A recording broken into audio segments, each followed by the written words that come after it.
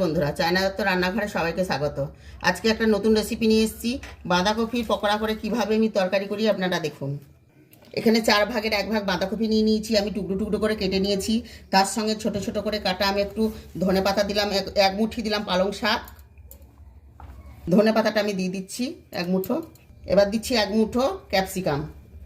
এখানে 2টো কাঁচা লঙ্কা কুচি দিচ্ছি, আর একটা গোটা টমেটো কুচি দিচ্ছি।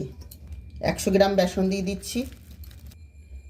এবার মশলা দিচ্ছি একটু হলুদ গুঁড়ো, টেস্টের জন্য একটু চিনি, স্বাদ মতো লবণ, একটু ভাজা মশলা, জিরে ধনে আর লঙ্কাকে ভেজে আমি গুঁড়িয়ে নিয়েছি। এখানে অল্প একটু আমি দিচ্ছি চালের গুঁড়ো, আদা লঙ্কা 1 চামচ।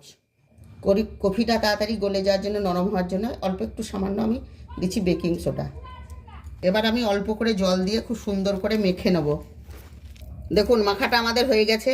আমি যেসব রান্নাগুলো আপনাদের দেখাই, বাড়িতে যেসব থাকা উপকরণগুলো দিয়ে হয়ে যাবে, যে সহজে রান্না হয় সেগুলোই আমি দেখাই। এবার আমি এইভাবে পকোড়াগুলো ছেড়ে দিচ্ছি।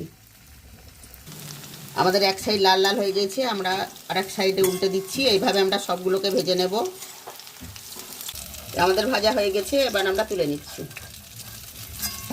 কড়াইয়ে আমরা 2 চামচের মতো তেল নিয়ে নিচ্ছি। এবার দিচ্ছি দারচিনি, এলাচ, একটা শুকনো লঙ্কা। আমরা মশলা দিচ্ছি আদা লঙ্কা বাটা, জিরে বাটা, একটু কাশ্মীরি লঙ্কা গুঁড়ো, হলুদ, লবণ, স্বাদ মতো একটু চিনি।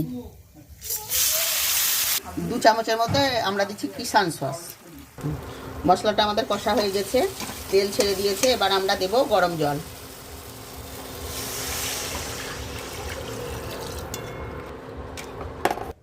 গ্রেভিটা আমাদের ফুটে গেছে, আমরা এবার পকোড়াগুলো ছেড়ে দিচ্ছি।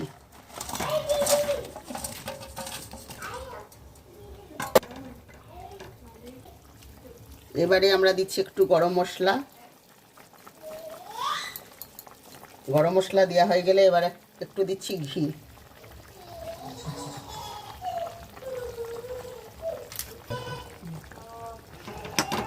এইভাবে আপনারা অবশ্যই করে খাবেন, আর অনেক রকম করে খেয়েছেন, এটা করে খেয়ে দেখবেন আর খুব ভালো লাগবে। একটা লাইক কমেন্ট শেয়ার করবেন। দেখুন কত সুন্দর হয়েছে।